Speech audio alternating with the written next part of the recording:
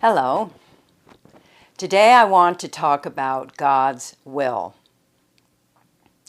Many of us have said a prayer that includes the phrase, "Let thy will be done." Now, exactly what is God's will? That's what I want to talk about today. Maharishi teaches that the will of God is evolution.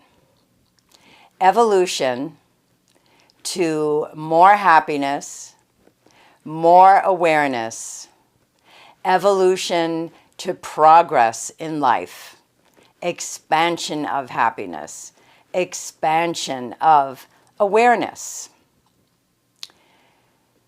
The evolution of creation is governed by laws of nature set in place for this purpose.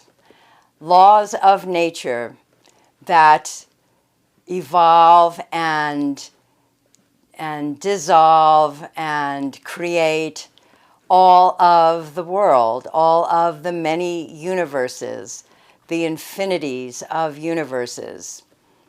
This is all for the purpose of the individuated consciousness's evolution. Evolution for each individuated consciousness, from the beginnings of life, perhaps a speck in the atmosphere, to the fully realized human being here on the terrestrial planes. That's a lot of evolution, a lot of change, a lot of progress from the most basic inert form of life to the fully realized human being. Not only are there many lifetimes as human beings, but there were many lifetimes before one became a human being. Lifetimes throughout all of the created world, experiencing all of what it means to be a particular form of that created world, until a human being is enabled by the individuated consciousness to evolve here on a terrestrial plane, perhaps the planet Earth. So all of this evolution is governed by laws of nature. The laws of nature are the Vedas, and these Vedas are collected in ancient texts cognized by ancient seers. But Maharishi teaches it's not the words of the Vedas, the meaning of the words that matters. It's the sound, the vibrations of the words. These sounds and vibrations collapse into all the energies and matters of all the infinities of universes. Now, these universes can have different laws of nature. There are different laws of nature on the terrestrial planes, from the astral planes, and from the causal planes. The different laws of nature are governing the created life and the evolution of that created life, and finally its dissolution, all through the wholeness of the Absolute, the wholeness of divine being that sources all of the created world. The laws of nature are the first manifestation of the relative field, and the laws of nature create the full range of the relative field and evolve the full range of the relative field. So there are laws in place to ensure that the evolution of creation is in that stream towards higher states of consciousness, that the evolution of creation is about progress, is about the expansion of happiness, the expansion of awareness.